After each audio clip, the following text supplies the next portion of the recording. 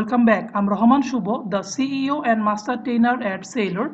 Episode 1-এ conditional sentence চার প্রকারের মধ্যে জিরো এবং ফার্স্ট কন্ডিশনাল নিয়ে আমরা আমাদের আলোচনা কমপ্লিট করেছিলাম।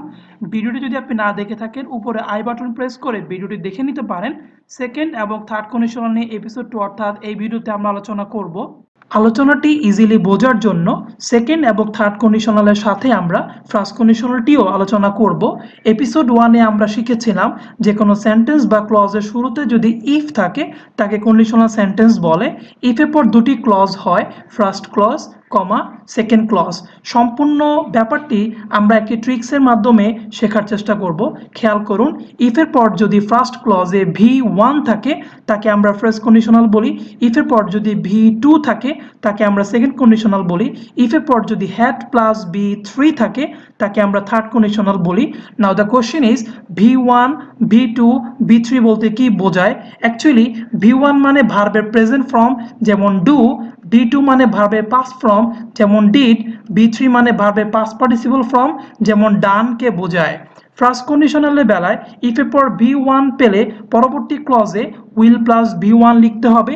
সেকেন্ড কন্ডিশনালের বেলায় ইফের পরে B2 পেলে পরবর্তী ক্লজে উড প্লাস B1 লিখতে হবে।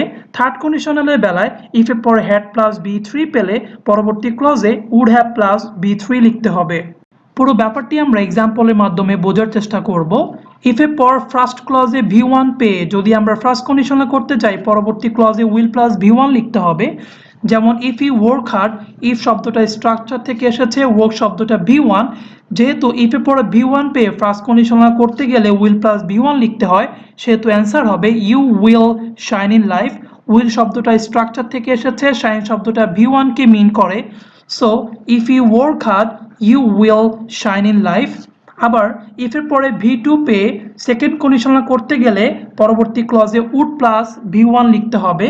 যেমন if you worked hard, if শব্দটা স্ট্রাকচার থেকে এসেছে, ওয়ার্ক শব্দটা V2, যেহেতু ইফের পর V2 পেয়ে সেকেন্ড কন্ডিশনাল করতে গেলে পরবর্তী ক্লজে উড প্লাস V1 লিখতে হয়, সেহেতু অ্যান্সার হবে you would shine in life.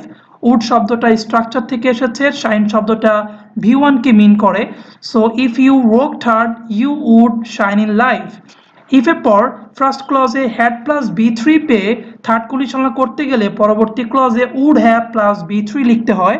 যেমন if you had worked hard, if শব্দটা স্ট্রাকচার থেকে এসেছে, had worked had plus B3 কে মিন করে। যেহেতু ইফের পর হ্যাড প্লাস B3 পেয়ে থার্ড কন্ডিশনাল করার জন্য উড হ্যাভ প্লাস B3 লিখতে হয়, সেহেতু অ্যান্সার হবে you would have shone in life. Would have structure থেকে এসেছে, শোন শব্দটা B3 কে মিন করে। So if you had worked hard you would have shone in life. পুরো ব্যাপারটি যদি সামারি করে বলতে হয় তাহলে আমি বলবো ইফ ইউ ওয়ার্ক হার্ড, যেহেতু ইফের পর ওয়ার্ক V1 ফার্স্ট কন্ডিশনাল করার জন্য অ্যান্সার হবে you will shine in life. If you worked hard, যেহেতু ইফের পর ওয়ার্কড B2 সেকেন্ড কন্ডিশনাল করার জন্য অ্যান্সার হবে you would shine in life. If you had worked hard, যেহেতু ইফের পর হ্যাড প্লাস B3 আছে, থার্ড কন্ডিশনাল করার জন্য অ্যান্সার হবে you would have shone in life. Zero, first, second এবং থার্ড কন্ডিশনাল নিয়ে আমরা আমাদের বেসিক আলোচনা কমপ্লিট করলাম, কিন্তু জিরো ভার্সেস ফার্স্ট কন্ডিশনাল এবং সেকেন্ড ভার্সেস থার্ড কন্ডিশনাল নিয়ে আমাদের কিছু কমন কনফিউশন রয়েছে এবং ঠিক সেই কমন কনফিউশন থেকেই SSC, HSC, বিশ্ববিদ্যালয় ভর্তি পরীক্ষা সহ BCS ব্যাংক জব পরীক্ষায় কোশ্চেনগুলো এসে থাকে।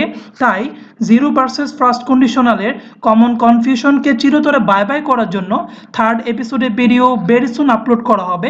আমি আপনাকে রিকোয়েস্ট করব থার্ড এপিসোডের কামিং সুন ভিডিও নোটিফিকেশন সবার আগে পেতে আমার উৎসাহকে বাড়িয়ে দিতে ভিডিওটিতে লাইক দিয়ে চ্যানেলটি সাবস্ক্রাইব করে বেল আইকনে প্রেস করুন। চ্যানেলটি সাবস্ক্রাইব করে সাথে থাকার জন্য, বারবার এসে ভিডিও দেখার জন্য থ্যাংক ইউ সো মাচ।